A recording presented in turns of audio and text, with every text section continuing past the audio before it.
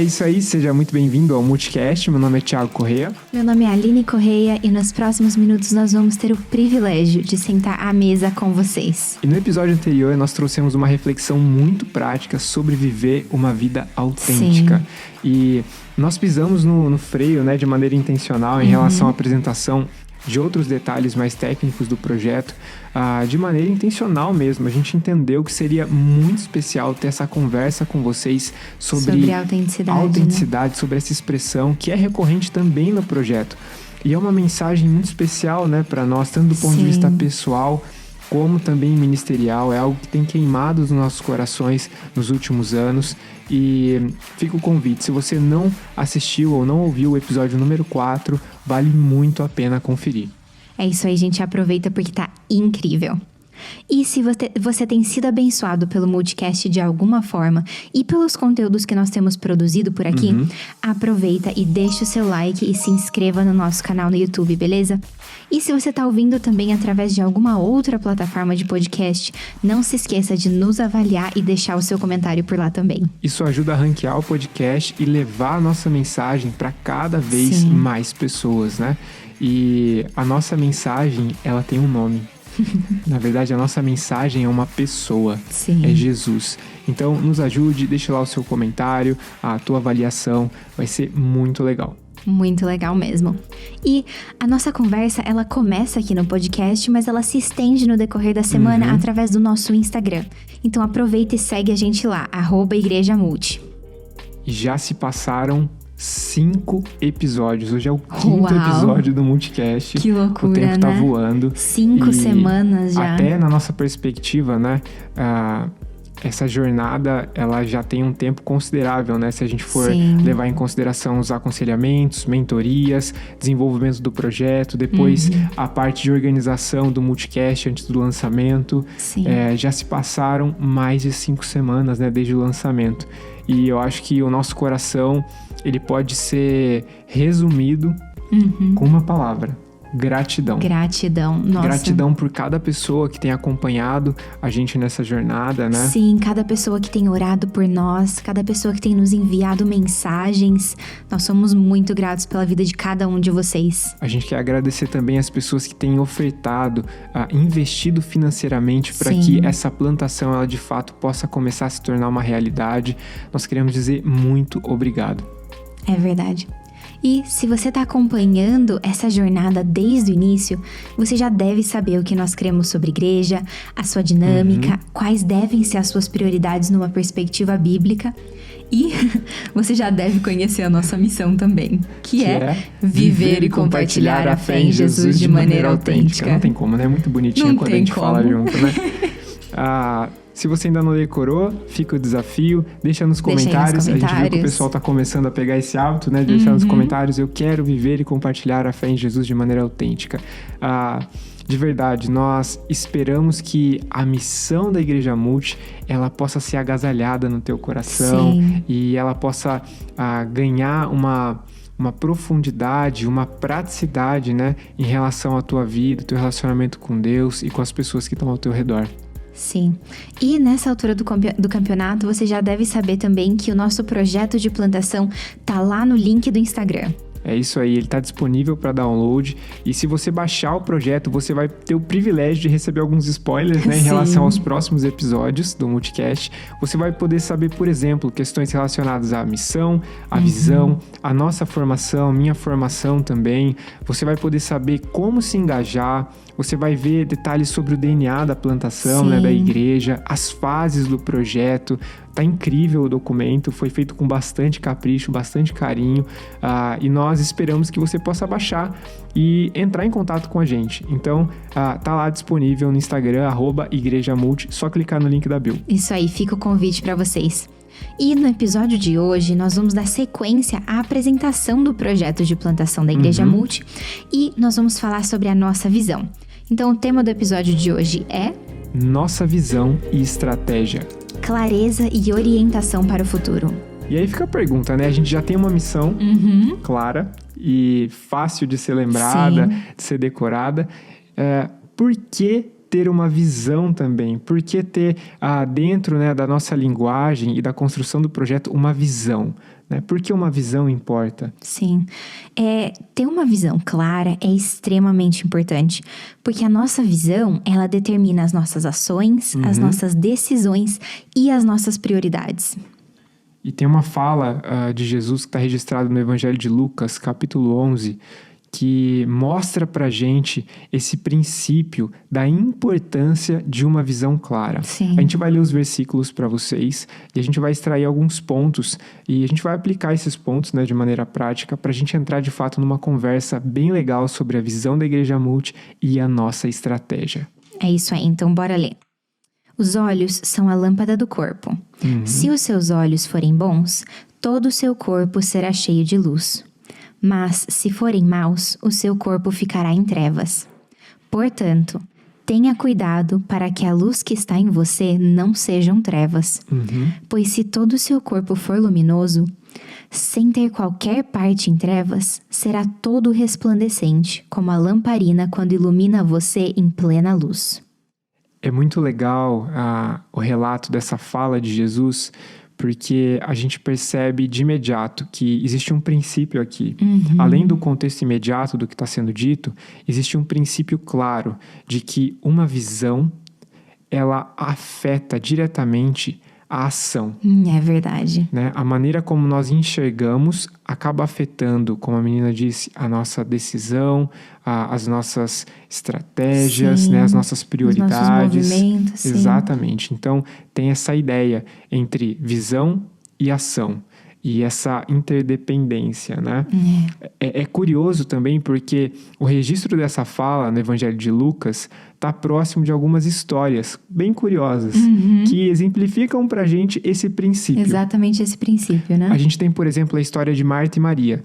Para refrescar a tua memória, se você não sabe, Jesus visita a casa de Marta e Maria e Marta, ela tem uma visão, né? E ela enxerga as prioridades dela de maneira distorcida. E ela acaba tomando decisões equivocadas. Ela entra num ativismo. Sim. E ela começa a gastar o tempo dela enquanto Jesus está na casa de maneira completamente equivocada. Maria, por outro lado, ela enxerga a situação de outra maneira. Ela tem as prioridades no lugar certo, E né? ela toma as melhores decisões. E ela decide, de fato, ficar aos pés de Jesus e aprender de Jesus. A gente tem também a história do bom samaritano, a parábola do bom samaritano, que também tem uma relação direta, né, com essa questão de enxergar e agir, né? Essa relação entre visão e ação. A gente também tem algumas falas de Jesus combatendo o movimento farisaico, né? Que era altamente alicerçado numa religiosidade, numa espiritualidade de performance. Ou seja, que tinha prioridades distorcidas, né? Por conta da maneira que eles de fato enxergavam as coisas. E aí a gente precisa definir algumas coisas nessa fala de Jesus para que a gente extraia algumas lições. Eu lembro que quando eu era adolescente, eu até comentei isso com a Aline quando a gente estava preparando o roteiro desse episódio. Quando eu escutava essa expressão, Jesus dizendo, né, olha, você precisa ter olhos bons, eu imaginava o seguinte, eu preciso ter olhos puros, olhos bonzinhos. E então o meu corpo, as minhas decisões, a minha vida, ela vai ser pura também. Serão boas, sim. Serão boas. Mas não é isso que Jesus está querendo dizer com essa fala. Vale abrir um parênteses, né? O contexto aqui desse texto, o contexto imediato, tem relação com um dilema. Jesus está dizendo, olha, vocês não podem ter uma visão clara e, ao mesmo tempo, ter um coração dividido. Porque uma visão distorcida, ela gera um coração dividido. Sim. E ele estava falando sobre esse dilema de servir a dois senhores. Viver para servir ao dinheiro e servir a Deus. Então, a gente tem esse contexto imediato, mas tem esse princípio também sobre visão e ação, que está bem claro no texto. Sim, então quando Jesus está querendo dizer, quando ele usa essa expressão olhos bons, ele está se referindo a olhos saudáveis, ou seja, olhos sadios, olhos que têm condição de ver com nitidez. Muito legal. E o oposto também é verdadeiro, né? Porque se você não tem, se seu olho ele não é saudável, você não tem condição de ver com nitidez e você não tem condição de se movimentar de forma apropriada também, né? Nossa, eu lembro de uma história de um conhecido. Ele estava dirigindo, ele não poderia dirigir porque ele tinha um problema grave na visão. Mas ele foi dirigir e, literalmente, ele não viu um sinal de pare e ele entrou num pedágio. Uau. Ele não viu que o pedágio estava se aproximando, ele teve alguma falha ali e ele bateu em uma das barricadas ali, bem complexo, né? Exato. E um segundo ponto importante é que a nossa visão, ela afeta a nossa ação, né? E a nossa movimentação, ela precisa estar alinhada com uma direção, né? E quando a nossa visão não é clara, a direção também não é clara e a nossa movimentação acaba sendo afetada, né? E, enfim, não vai rolar. Sim.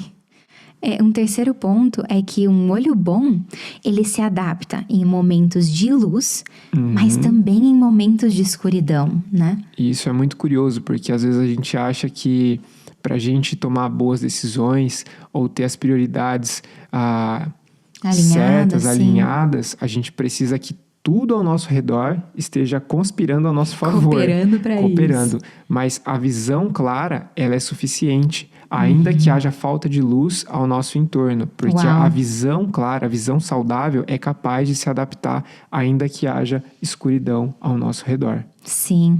E o último ponto que nós queremos trazer para vocês é o perigo, ele não está na escuridão à nossa volta, mas na distorção da nossa visão. E aí, o que causa a distorção da nossa visão, né? A gente precisa chamar pelo nome.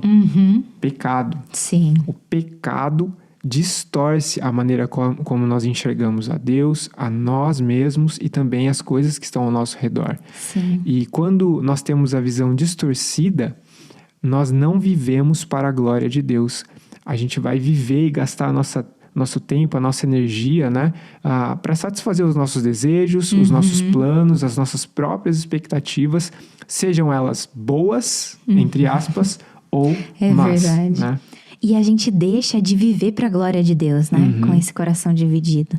E a visão de uma igreja precisa ser muito clara. É até legal porque, assim, o texto está falando sobre a visão, né? E usando a questão do corpo.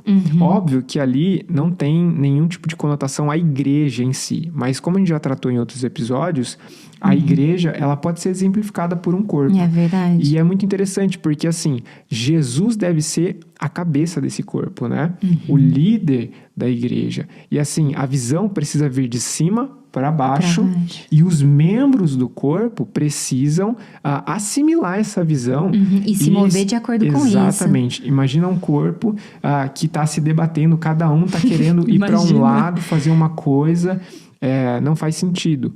Então, nós precisamos ter em mente que a visão de uma igreja precisa ser clara, porque a igreja também é um corpo. Sim. E ela é formada por vários membros. A visão precisa vir de cima para baixo, ou seja, ela precisa estar alicerçada, né, na palavra, nas escrituras, na vontade de Deus para a vida da igreja. E ela precisa, de alguma maneira, gerar essa movimentação numa direção alinhada, né, que faça sentido. Sim, tem uma outra analogia que nós podemos fazer, que é, imagina um barco, onde todas as pessoas que estão nesse barco, elas decidem que elas querem ir para lugares diferentes. Interessante. Qual é o resultado disso, né? É caos. E imagina que os tripulantes, talvez, também... Sim, eles não conseguem se decidir para onde o barco deve ir. Vamos passar naquele ponto, vamos passar naquele outro ponto turístico. E quando você vê, talvez o navio vai ficar, né, sem combustível. Sim. Enfim, não vai funcionar. E a igreja, ela precisa ter isso em mente. É necessário que haja uma visão clara. Sim. E uma visão clara é sobre o corpo unido, é sobre a igreja unida, tomando passos de fé, indo para um lugar que Deus a chamou, né? Exatamente. E qual é a visão, então, da igreja multi? Né? Essa visão que precisa vir de cima para baixo, que a gente já sabe que tem que ser uma visão bíblica. Qual é a visão da igreja multi? A visão da igreja multi é ser uma igreja que existe e funciona para alcançar e transformar vidas. Esse é o coração de Jesus. E a gente tem que martelar isso até o nosso entendimento ser o mais claro possível.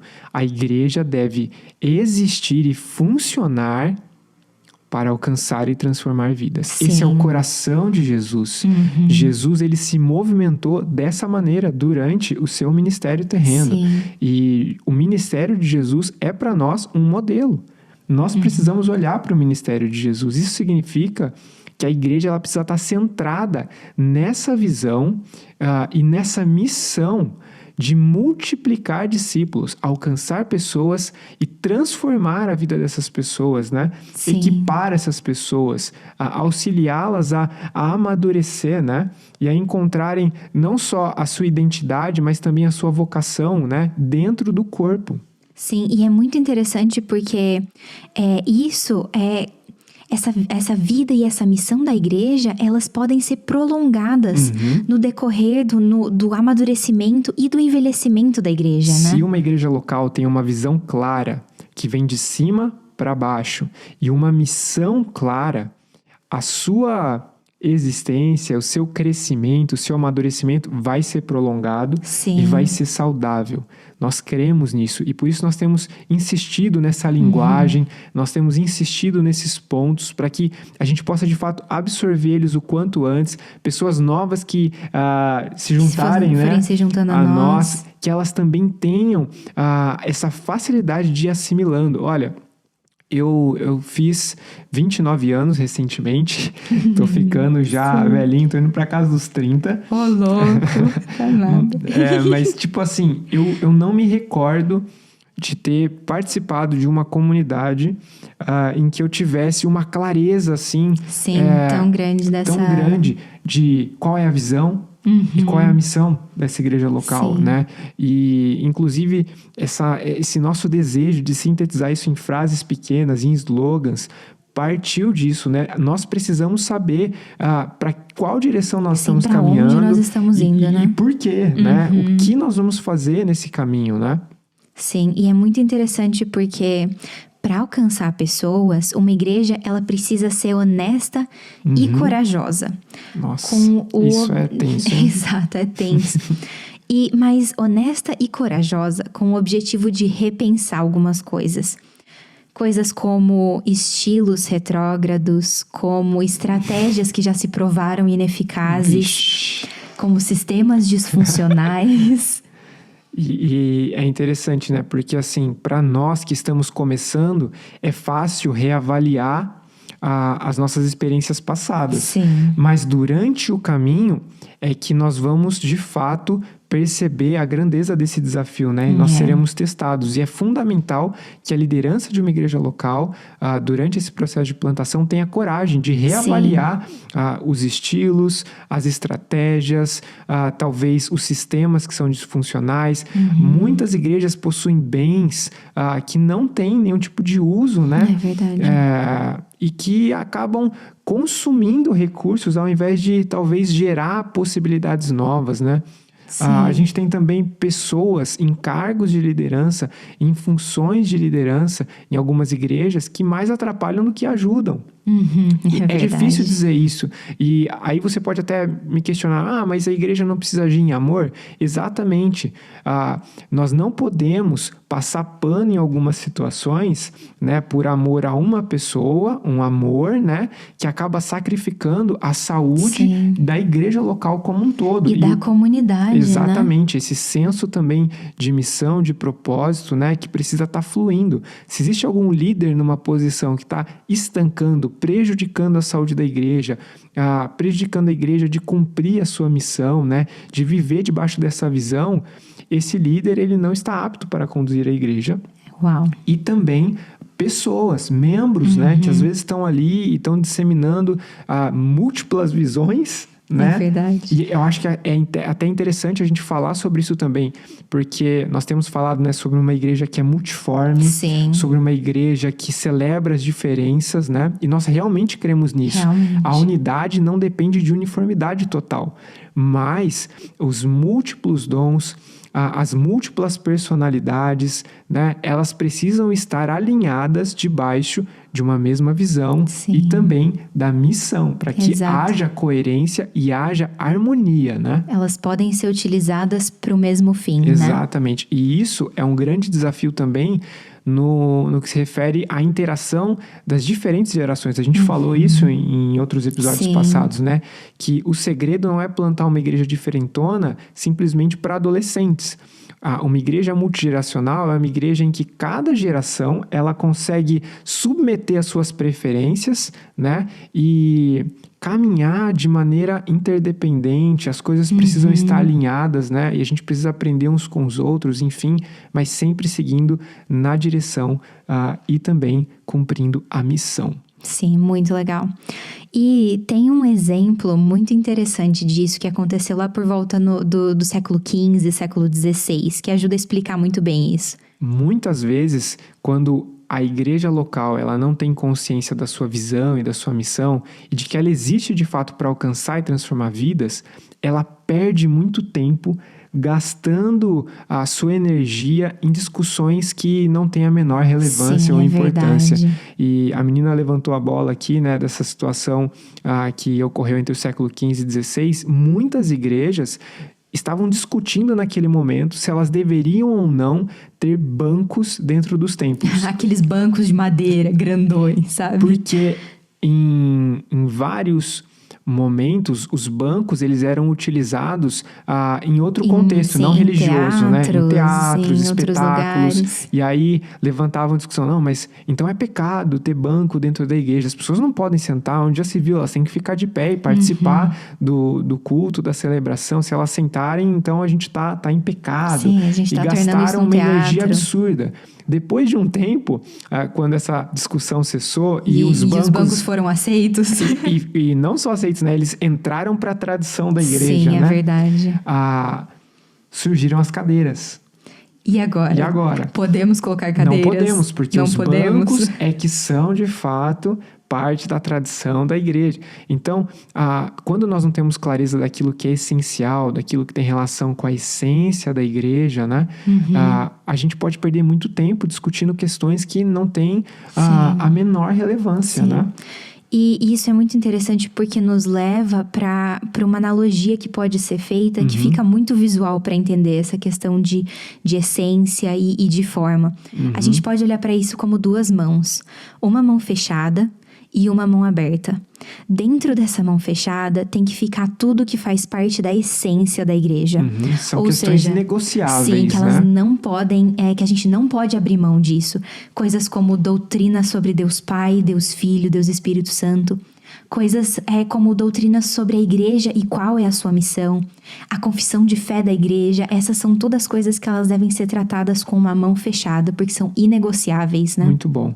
E na mão aberta, a gente pode ter questões como estratégias, ferramentas, né? Sim. Métodos. Porque se a gente parar para pensar, métodos, ferramentas, estratégias estão sempre em desenvolvimento e aperfeiçoamento. Não adianta a gente querer compreender e assimilar que ferramentas, né, métodos, eles fazem parte da essência da igreja, porque eles estão em constante transformação. Sim. E é a mesma coisa se a gente tivesse, por exemplo, um carro muito potente, mas a gente estivesse na rodovia puxando sempre o freio de mão. A gente nunca vai conseguir avançar de maneira eficiente como a gente poderia avançar, né? Sim, e é muito interessante porque a cultura ao redor da igreja, ela se transforma, ela muda, as tecnologias ao redor da igreja, elas evoluem, né? Exatamente. E a gente pode até usar 3 princípios aqui, né? Porque às vezes as pessoas ficam preocupadas. Então a igreja vai se secularizar. Nossa, tem 3 princípios que podem ajudar a gente. Que são muito legais, sim. E que são muito práticos também, sim, né? Sim, é verdade. A igreja, ela precisa aprender a interagir com a cultura, com a cidade, né? E ela pode usar esses 3 princípios. O primeiro é analisar de maneira bíblica aquilo que pode ser recebido da cultura e celebrado. Sim. Que não vai afetar a essência da igreja, da mão fechada, né? sim.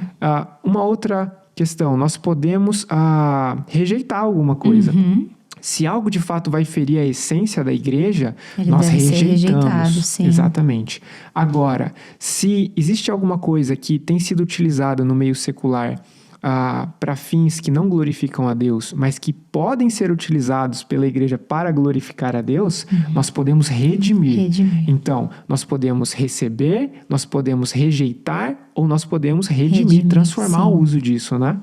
Sim, e é muito interessante porque a visão de alcançar e transformar vidas, elas devem nos inspirar. Ela deve nos inspirar, na verdade, a buscar sempre o formato mais eficiente. Uau! A buscar o formato mais eficiente, É isso de aí. acordo com as demandas e as necessidades locais. Essa caminhada, ela precisa ser proporcional e também intencional. Nós não podemos estacionar no tempo, né? Sim. Imagina que uma igreja ela precise se comunicar com uma igreja que fica localizada num outro estado. E ao invés de mandar um e-mail Um WhatsApp. ou um WhatsApp, ela envia uma carta e espera.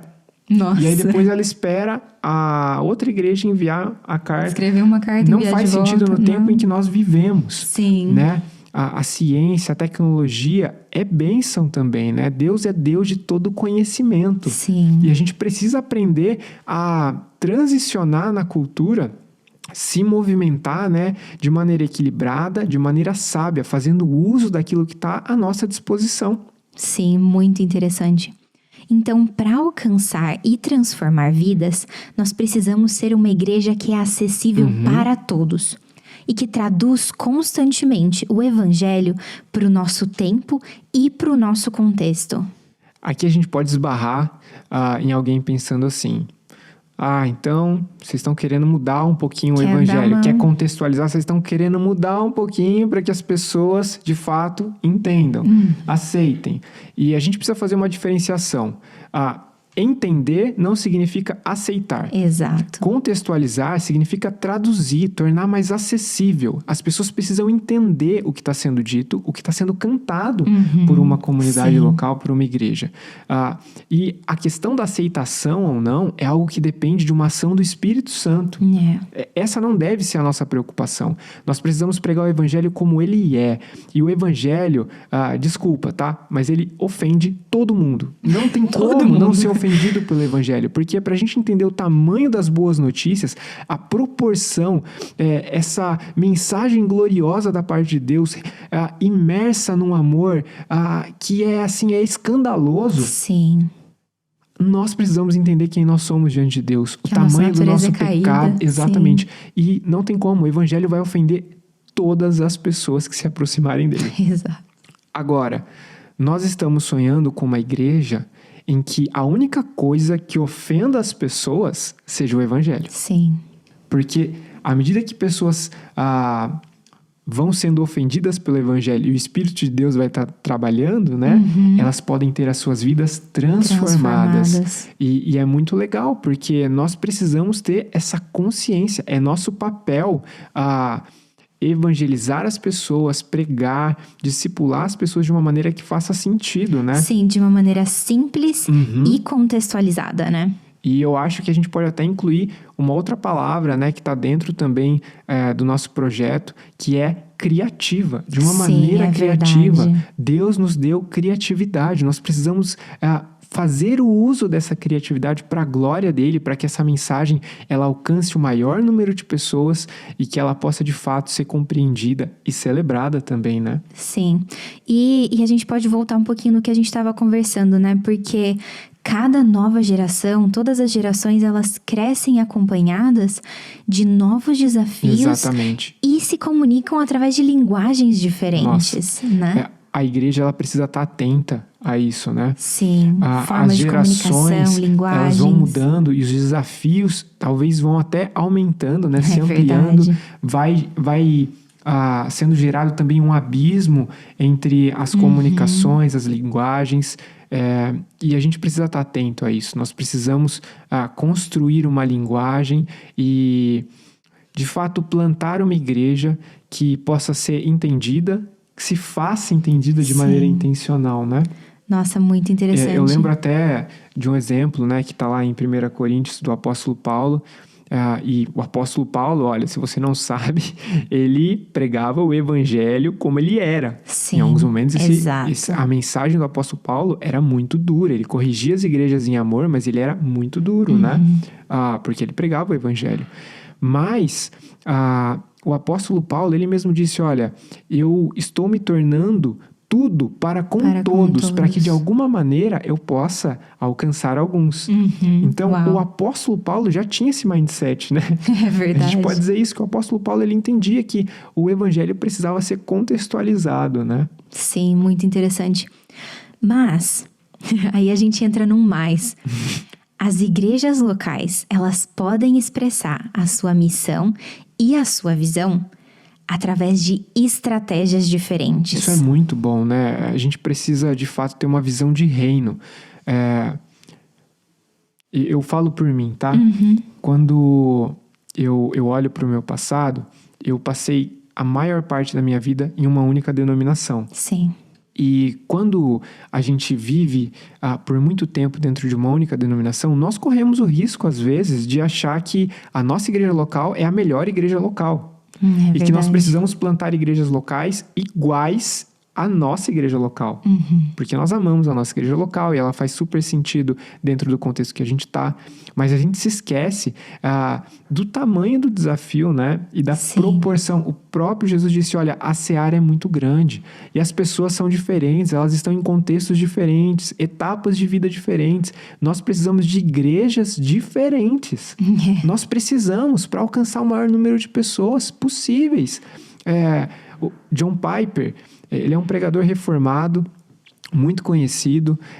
Ele disse assim uma vez, né? Perguntaram para ele, Piper, você plantaria uma outra igreja como a sua? Exatamente igual a sua. E ele respondeu assim, de maneira nenhuma. Porque eu conheço a minha igreja, eu sei quais são os pontos fortes e os pontos fracos. É melhor que a gente aposte na estratégia de plantar uma igreja com um novo formato, com a mesma essência, mas com um novo formato, para que outras pessoas sejam alcançadas. E para que ela tenha outros pontos fortes e outros pontos fracos. Exatamente. Né? É lindo. A gente precisa começar a celebrar as igrejas que são diferentes das nossas. Sim. Nós não estamos dizendo para celebrar igrejas que estão num caminho, talvez de heresia. Que tem alguma teologia distorcida. Exatamente. Nós estamos dizendo sobre as diferentes igrejas que estão aplicando diferentes estratégias, mas que se mantêm fiel ao Evangelho, né? A liderança de Jesus. E nós precisamos abrir um parênteses aqui também. Como a Igreja Multi, ela se trata de uma plantação, nós precisamos entender ela como se fosse um jet ski. Nós podemos mudar a direção com bastante facilidade, né? A gente tem mais agilidade para fazer ajustes na estratégia, mais rápido, né? Sim. Uma igreja que já está caminhando há muito tempo, ela pode ser comparada a um navio cargueiro. E para você mudar um pouquinho a rota, fazer alguns ajustes, né? Você vai ter que fazer pequenos, micros ajustes, de né? cada vez, né? Para que, de fato, a direção ela possa ser alterada, né? E ele chegar no objetivo final. Agora, nós escrevemos uma frase no projeto que é a seguinte: nossas estratégias serão corajosamente escritas a lápis nesse primeiro momento. Porque nós entendemos que planos flexíveis por uma plantação de igreja significa uma alta possibilidade, né, de acerto, de ajuste, de aperfeiçoamento. Então, muito provavelmente, nos próximos meses, essa estratégia que a gente vai compartilhar com vocês, que está alinhada com a visão e com a missão, ela poderá sofrer ajustes, né? Sim, E essa estratégia, ela pode ser entendida a partir de 2 conceitos extremamente importantes, tá? E que estavam também no ministério de Jesus, né? Sim, os 2 conceitos são atracional e missional. Legal. Atracional é o que significa a palavra, atrair, né? Sim. O conceito atracional tem uma relação com a capacidade e a intencionalidade de Jesus em reunir grandes multidões. Ele tinha essa capacidade de reunir grandes multidões e das multidões ele formar discípulos. E aí entra o segundo conceito, que é missional. Então, as nossas estratégias, elas vão passar, né, por esses conceitos. Nós cremos que uma igreja local relevante, ela precisa aprender a atrair multidões e da multidão formar discípulos. E esses discípulos precisam aprender a reproduzir esse processo, né? Verdade. Para que a igreja continue crescendo e avançando para a glória de Deus. Então, lá vamos nós para a estratégia agora. A estratégia da Igreja Multi. Na verdade, ela é dividida em 3 partes. A primeira parte é desenvolver ambientes acolhedores, presenciais e virtuais. Segunda, produzir conteúdo impactante. Legal. Terceiro, encorajar e equipar pessoas para usarem seus múltiplos dons na missão. Uau! O nosso coração vibra Sim. com essa estratégia, porque assim, nós cremos que uma igreja local relevante, ela precisa ter ambientes acolhedores. Sim. Não apenas físicos, porque agora, no momento que nós vivemos, nós temos pessoas circulando, né, por ambientes virtuais. Sim, e isso tem aumentado cada vez mais, né? Exatamente. E o ambiente virtual, além de ser um ambiente de acolhimento, é também uma vitrine, né? Onde nós podemos colocar conteúdos impactantes. Então, Sim. nós cremos que a Igreja Multi, ela precisa nascer já com essa intencionalidade, né? Sim. De pensar como é que nós podemos acolher pessoas de maneira presencial, mas também ter um ambiente virtual relevante, né? Sim. E espalhar conteúdo impactante, né? Conteúdo criativo, excelente. A gente tem muito isso no nosso coração, até pelas características que Deus ele derramou sobre nós, a nossa experiência com produção audiovisual. Nós cremos muito nisso. É incrível. A gente pode citar um exemplo. Uma pessoa de Florianópolis enviou uma mensagem pra gente nas últimas semanas. Disse assim, olha, eu não sei como eu encontrei vocês. Cliquei lá, de repente estava assistindo um vídeo ou outro, apareceu Igreja Multi, eu cliquei para ver do que se tratava e eu fui extremamente abençoada. Sim. E a pessoa falou assim, ó, se vocês um dia quiserem plantar uma igreja em Florianópolis, eu sou a primeira da fila. Tipo, cara, isso é incrível. Isso é incrível como através da internet, através desses ambientes virtuais, a gente pode alcançar pessoas que a gente não teria como alcançar. Né? A gente teria uma limitação, né? Física até, né? né? E nós queremos que a Igreja Multi ela possa de fato se mover com essa estratégia. Sim. Nós queremos apostar nesse tipo de ambiente que é presencial, mas que está conectado também a um ambiente virtual e nessa propagação de conteúdo impactante, né? E aí a gente entra no terceiro ponto, que tem relação com encorajar as pessoas, né? Equipar as pessoas, auxiliar elas a fazer o melhor uso possível dos dons que elas têm. Uau!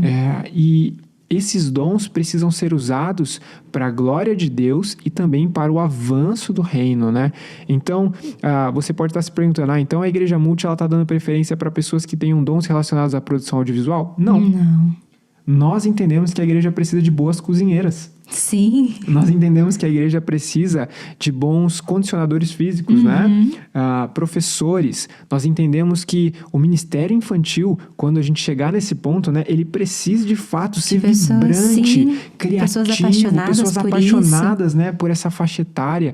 Para que a gente possa de fato, inclusive, né? Encorajar as crianças e equipar as crianças para viver e compartilhar a fé de maneira autêntica, né?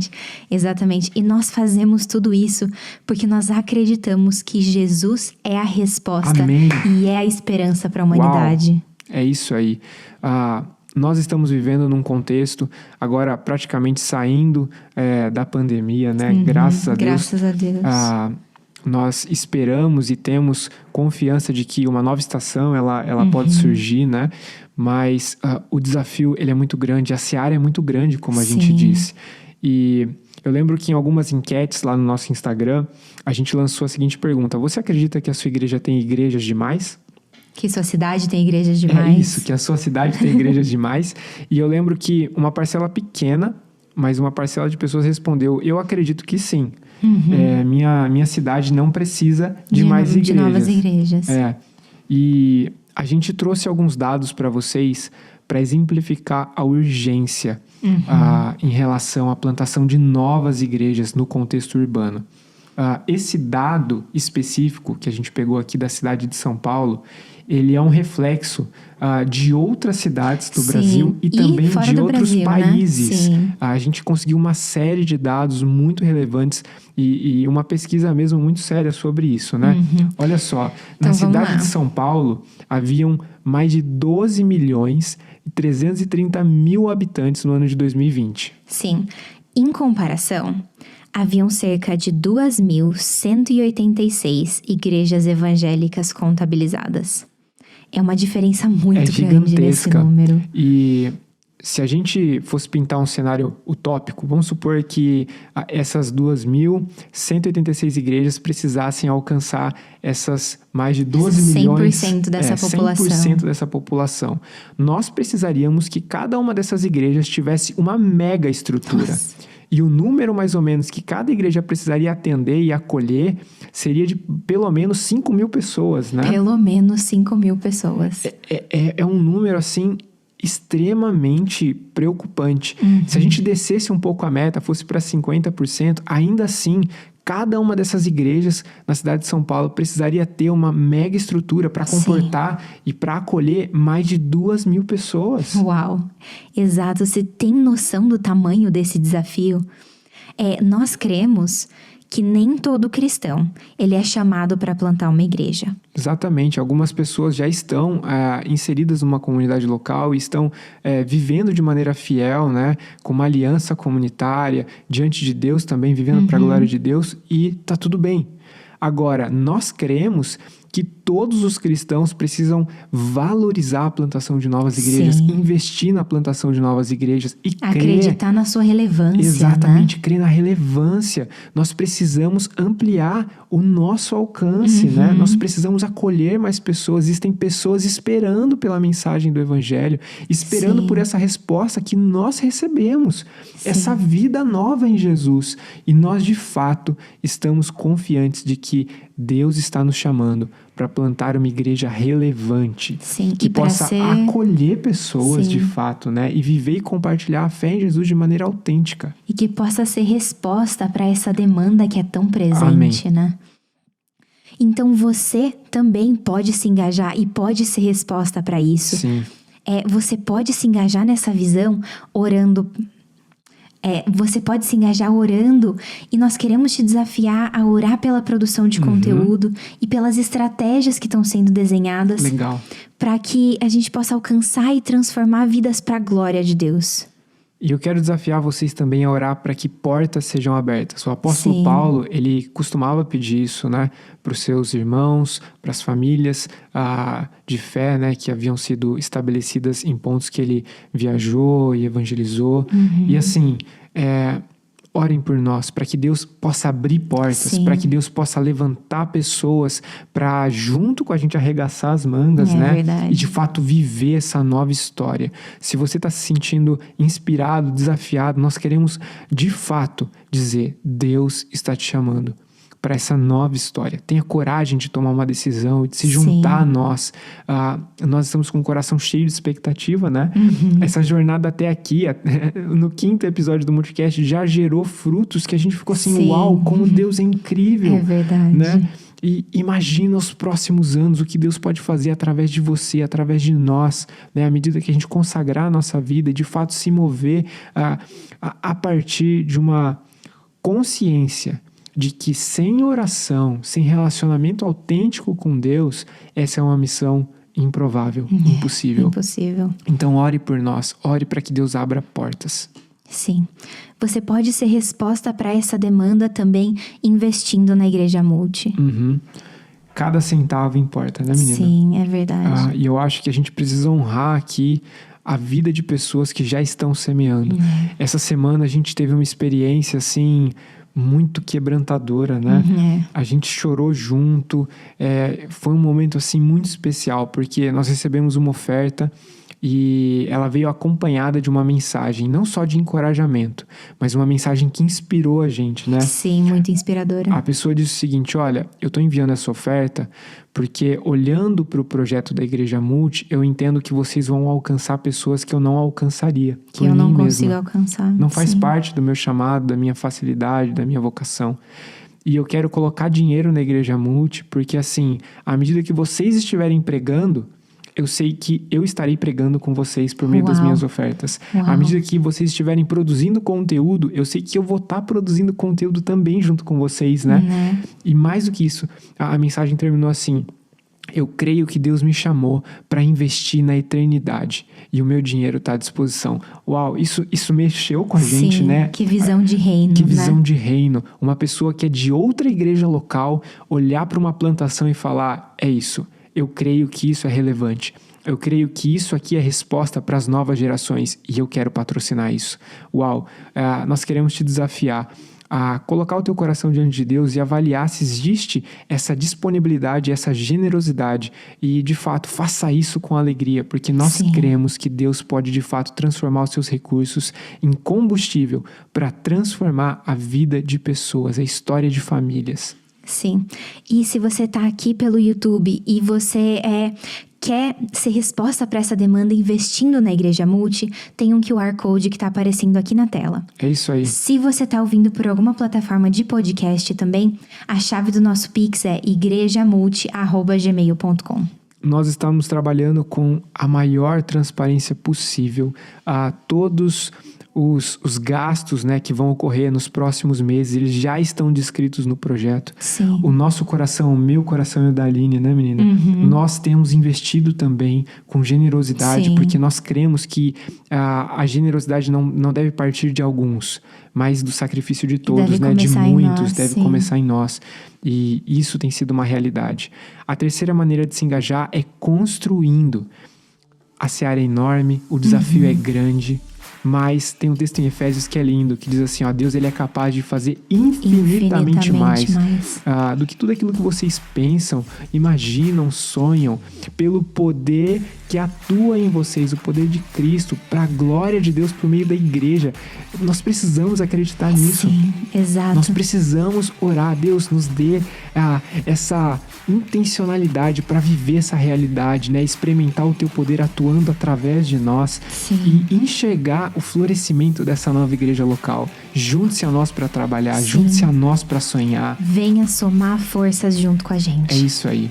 Nós queremos encerrar esse podcast dizendo muito obrigado. De coração, muito obrigado por cada minuto que você permaneceu aqui, investiu aqui com a gente nesse episódio.